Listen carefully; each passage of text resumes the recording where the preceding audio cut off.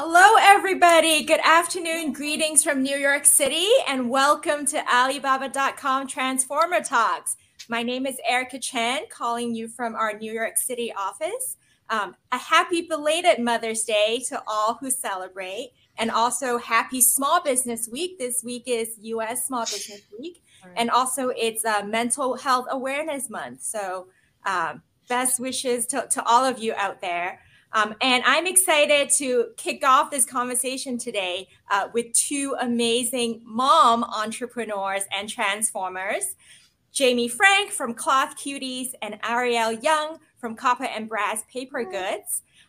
Ariel and Jamie are actually two of our 50 Alibaba.com grant recipients from 2021. So in the fall of last year, Alibaba.com committed $500,000 to supporting U.S. small businesses. And we wanted to give $10,000 cash grants to small businesses who we think have a tremendous product idea or a tremendous go-to-market strategy that would make a positive impact in the world. And Ariel and Jamie are two out of our over 10,000 applicants who walked away with the grant. And so we're excited to have them here to share their entrepreneurial journey and to tell us a little bit about their own transformation, their own journey. So Ariel and Jamie, welcome.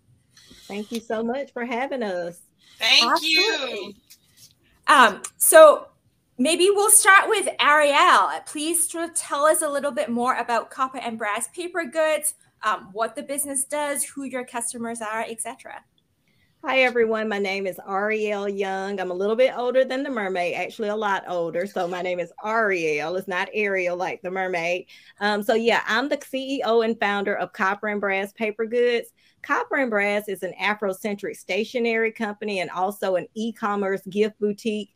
We take pride in offering beautiful illustrations on our products. That includes our stationery products, wrapping paper, and all of our gift-giving items. We take pride in also centering the Black experience through the use of illustrations that highlight positive representation of the Black community. That's awesome. And then Jamie, tell us about Cloth Cuties. And I personally have learned so much from you about just sustainability, but cloth diapering. So please tell us all about Cloth Cuties. Thank you for having me here, and thank you for blessing our business with this great opportunity. I'm so appreciative and thankful. I am Jamie Frank out of Houston, Texas. I am the founder and CEO of Cloth Cuties. We are a cloth diaper brand and education platforms that helps moms simplify cloth diapering. Wow. And we have a special place in our heart for Black and brown moms. We think it's so important in 2022 that people know about cloth diapering as an option for their baby, and it can be as easy and as simple as you make it. I'm happy to be here and share everything about cloth diapering. That's great. Thank you both so much for taking time out of your very busy schedule, I'm sure, to share some insights with us. And so for our audience, welcome again to Alibaba.com Transformer Talks. Alibaba.com is a global business-to-business e-commerce marketplace platform. And so there are millions of business buyers from around the world that come to our platform to source products in order to operate and grow their business. And we're also here to support our hundreds of thousands of suppliers from around the world to help them sell to these businesses from around the world. And then last year, in 2021, what we saw was that we're actually entering an age of entrepreneurship.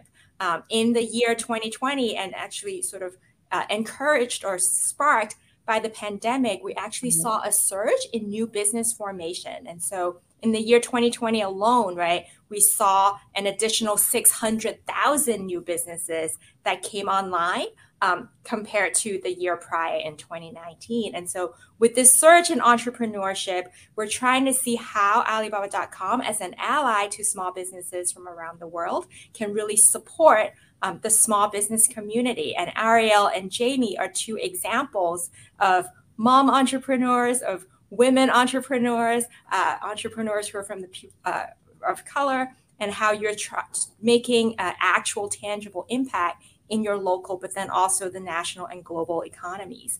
And what struck us, right, about both Copper and Brass and Cloth Cuties is really your purpose-driven approach to your business. And so, Ariel, let's start with you, right? Okay. Copper and Brass, it's a paper goods company, but it's so much more than stationery. And so let's talk about sort of your approach to making an impact in the world, and especially your relationship with the historically Black universities and colleges.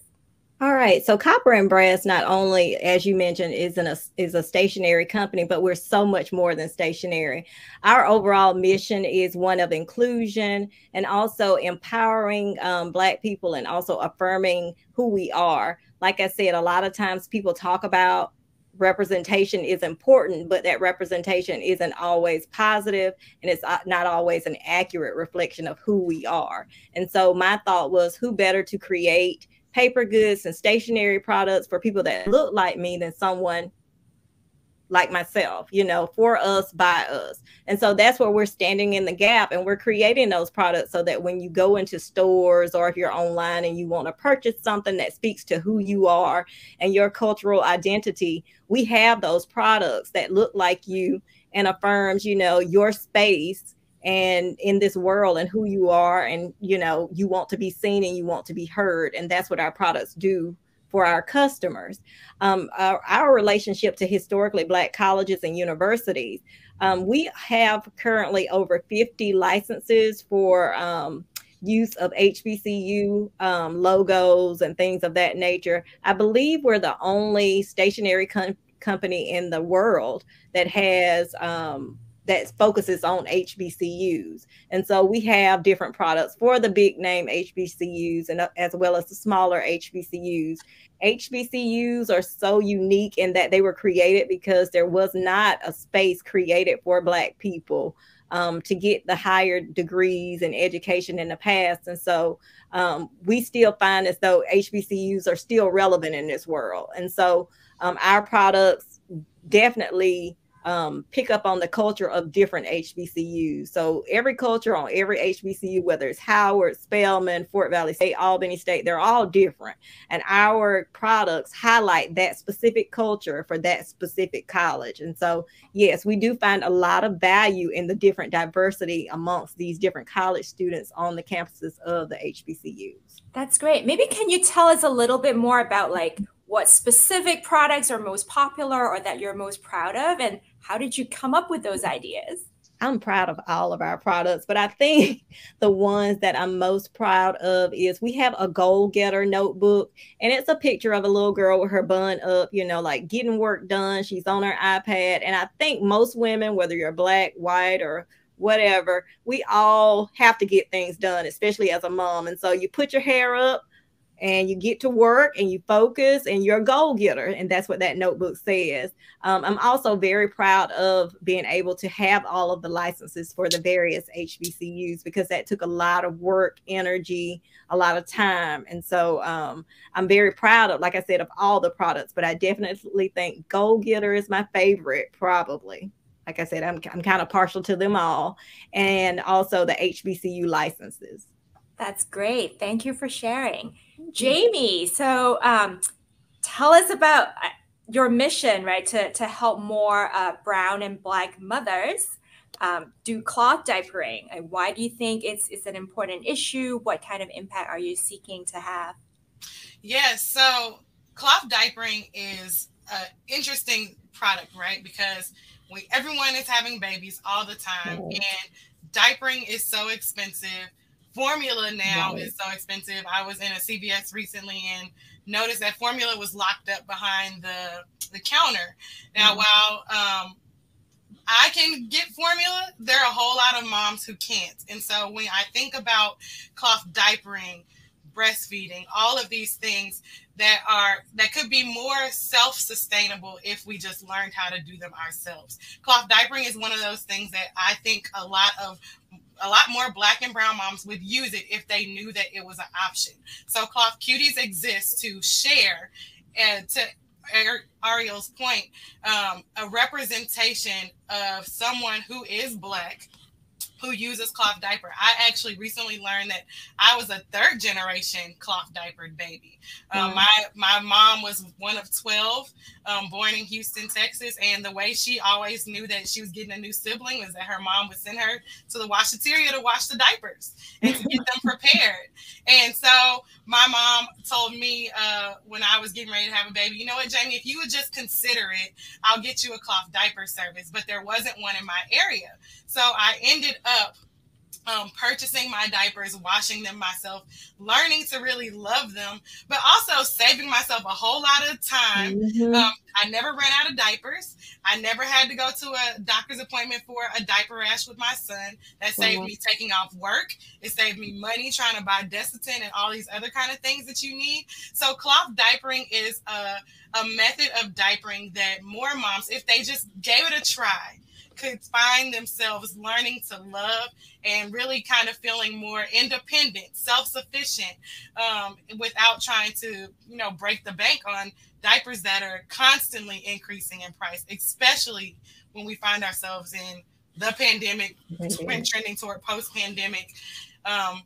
It's a one way to really make your family more self-sufficient. I love that. Yeah. And we're definitely feeling inflationary pressures as we speak. Shifting gears a little bit. So you're both like amazing pioneering entrepreneurs, but on top of that, you're both mothers of young children. And I'm just curious, like for all the women out there, all the women entrepreneurs, like how has being a mother shaped your outlook, or how has it impacted your entrepreneurial journey? Maybe we'll start with Jamie first. Okay.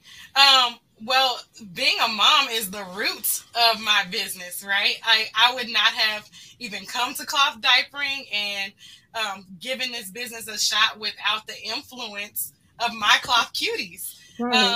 So they really are the driving force of why I do this. And not only are they the inspiration, but they're my reason to keep it going. When we think about wealth building in our community and having something to leave to our children and legacy, like entrepreneurship is one way of doing that on top of a 9-to-5 or in lieu of a 9-to-5. It's a way to increase our avenues for wealth. So I'm super proud and thankful.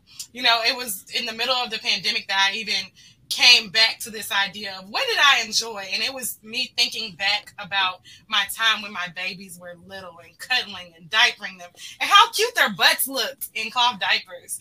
That really kind of sparked me like, okay, Jamie, this is something you're passionate about. This is something you want to share with people. And there were no other moms that looked like me on YouTube even talking about cloth diapering when I needed it back then. So my kids, and going back to that memory of how cute and little and cuddly they were, are really the reason I'm a mompreneur. I love that. Ariel, what about you? I think I'm going to piggyback off of something Jamie said about, our kids inspire us to do more, to be more.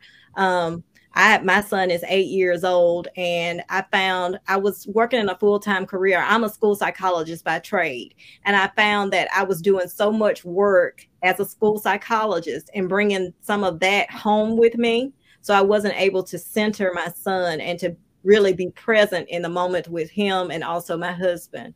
And so I found that having a business, another avenue, something I'm passionate about, though I'm passionate about school psychology, but having something that builds generational wealth for my own family, something that I'm in charge of, something that I wake up in the morning, I'm very happy about. It's inspired me to push harder, to set a good example for him. He's even told me that he's proud of me. And so he's been a driving force, as well as other family members. But to keep going and to do even more, and to, just strive for success.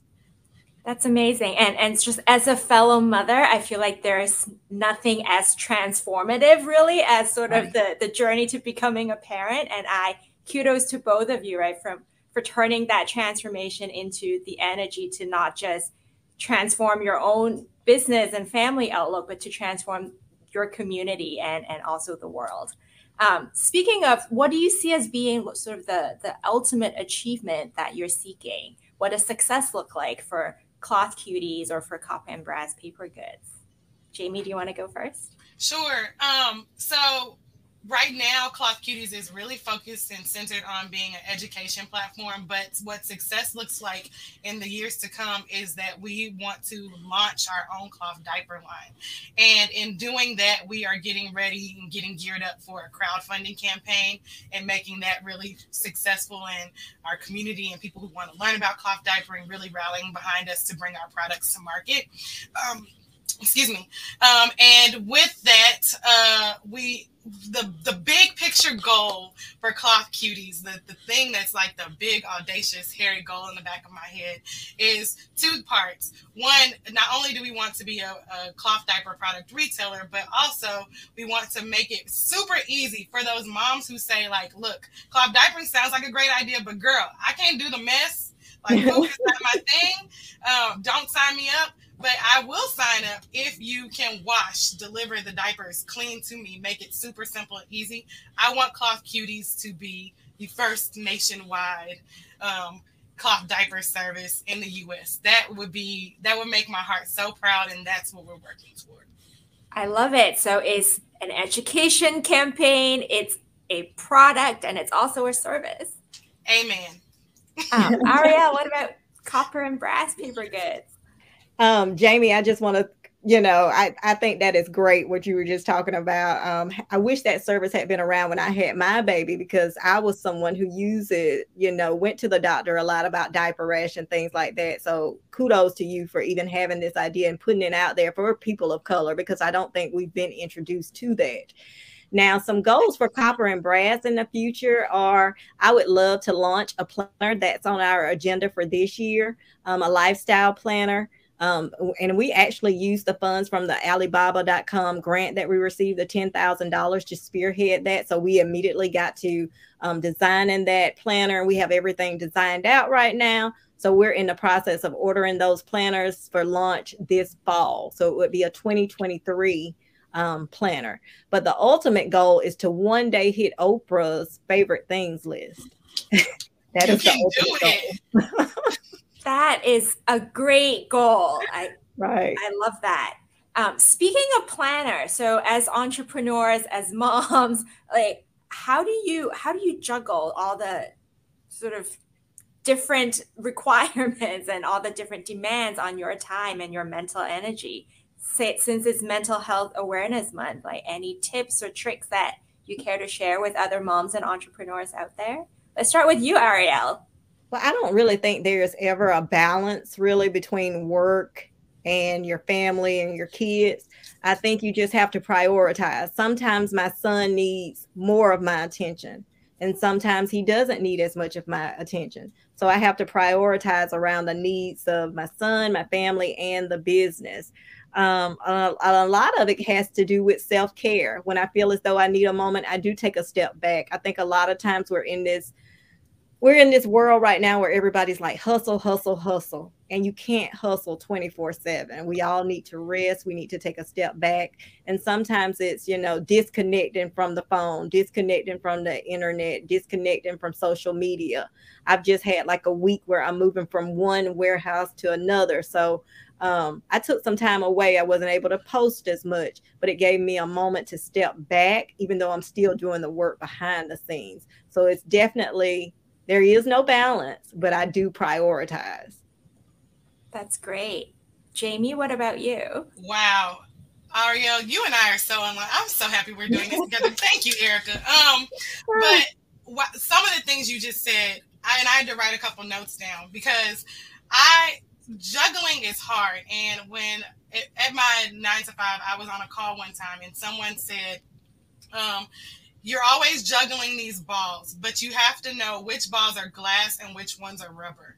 And sometimes as a mom, you have to because it shifts. Some things, I know being a mom, being a mother, that's glass. Sometimes posting on social media for Cloth Cuties, that's rubber sometimes. Right. But you pick it back up and you know that you can just keep juggling. And that really is a hard thing. And I've had a real hard realization with that recently.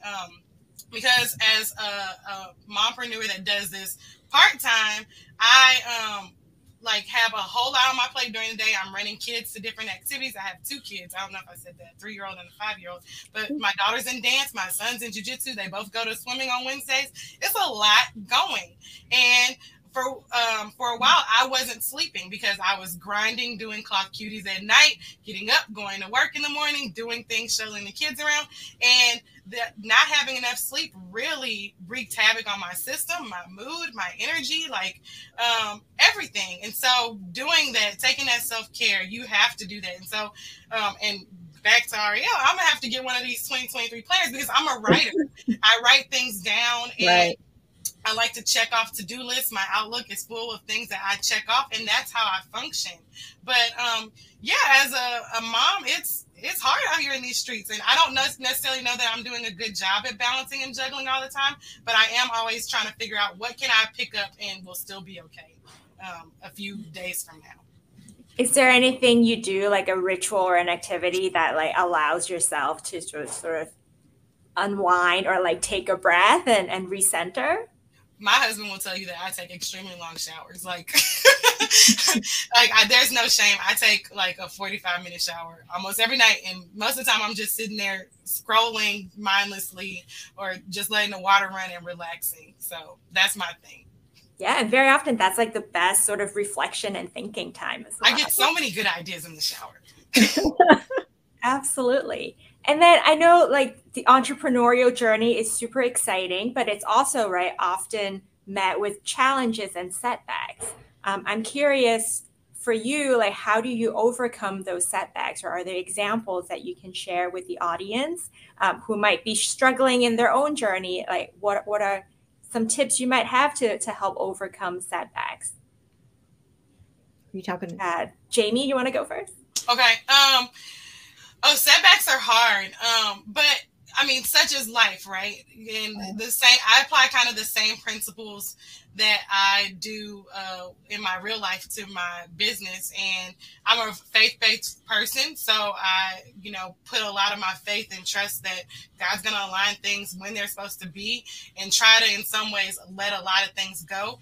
But I also know that even in setbacks, there are also things you can be doing. So I try to make sure that I maximize the little things. So if it's coming up with ideas that I want Clock Cuties to aspire to in the future while I'm waiting or in a pause mode, or because I'm currently in one now where I have shifted my production to a different company. And so I'm really excited about that, but that's a slow going process, right? So, while I'm doing that, what are the other little things I could be doing? And that's, coming up with good ideas, getting really clear on when I do go into production, I want it to look like X, Y, and Z, talking to my clients, finding out from them is what is in my head, something that they want to buy, and getting that ready. So I think one of the most powerful things is that you find yourself in holding patterns sometimes, but there's still little things you can do to further along while you wait. That's great. Ariel? Some things I like to do is I like to celebrate the small wins, and I try to keep them recorded somewhere so I can always reference those and go through those again. And I'm big on affirmations. I say daily affirmations every day. I have my son, we say affirmations before he gets out at school. So I truly believe in speaking things into existence. And I know every day won't be a good day because sometimes you're the dog, sometimes you're the tree. So, life just has ebbs and flows, and you have to remember that every day is not going to be a good day, but there's something good in every day. And so I choose to see the good things in every day. And a lot of times I even, if I'm down on myself, if sales aren't where I think they should be, I'll go and read customer reviews and things like that, things that remind me of the better days. Because like I said, nothing is always perfect. So you have to remind yourself, well, I did this well, how can I improve it? And so those customer reviews definitely help also. That's great. I feel like we all need to get one of the copper and brass notebooks or planners to jot down all of these important insights. I'm curious if there have been any advice that you've been given or wisdom that you've collected along the way that you'd like to share with our audience, because you're speaking to the global community of small and medium-sized businesses and entrepreneurs, many of whom I would think are women entrepreneurs, mom entrepreneurs. people of color. And so, yeah, if there's any advice or wisdom you could share, it'd be much appreciated. I would say some advice that I would give would be to develop a community of other entrepreneurs or even moms. If you're just in a mom group, other people you can reach out to that have lived the same experiences that you're going through. And so you can just kind of collaborate together. You know, it's collaboration over competition. And so definitely if you can find someone in your same arena, same industry that's had those experiences, and you can reach out and say, well, I'm hearing my growth pattern. What did you do when you were here? And someone that can share those stories and experiences with you. So definitely having a community, a supportive community at that. That's great. Jamie? I like that, especially with the collaboration. So I have to shout out the other Black-owned cloth diaper businesses, because we are definitely a collaborative group that I rely on for a lot of support and wisdom. The other piece of advice that I have is, I know we've all heard this, but how do you eat an elephant? One bite at a time. And that just becomes so important when you're an entrepreneur. You have such big dreams, especially if you're a visionary, but they can feel overwhelming a lot of the time. But you just do things one bite, one chunk, one day at a time, and build the business that you really love and that customers will love and appreciate too. You both are so wise. In the spirit of affirmation, I would just love to say, like, you're such amazing role models for not just female entrepreneurs, but just entrepreneurs out there, right? Like I'm just jotting down like so many great notes: collaboration over competition, tell your rubber balls from your glass balls, and one step, one bite at a time. Any final parting thoughts before we let you get back to running your business? Well, I just want to say thank you all for having me to be a part of this. It was great meeting Jamie, and also Erica for you hosting this. And also thank you to Alibaba for giving me the opportunity to put Copper and Brass a step forward with the grant funds, which are really helping my business. So investing in me is investing in my community, and I really appreciate it. Of course. Same. I have the same sentiments, and I'm so thankful for today and meeting with you two ladies and the Alibaba community for supporting and believing in Cloth Cuties. Y'all were the first people to really take that step monetarily and back us, and we tremendously support it, and our brand is going to grow so much from having your backing and support. So I'm just so elated to be here and so very appreciative of you guys. Well, we're very excited to be part of your journeys. Again, right, as you mentioned, it takes a community. So let's build that community and help each other out. And on that note, everybody, happy Small Business Week and a belated Happy Mother's Day to you both. And let's see what we can do to help push that movement along and grow your businesses. Thank you all for joining. Thank you.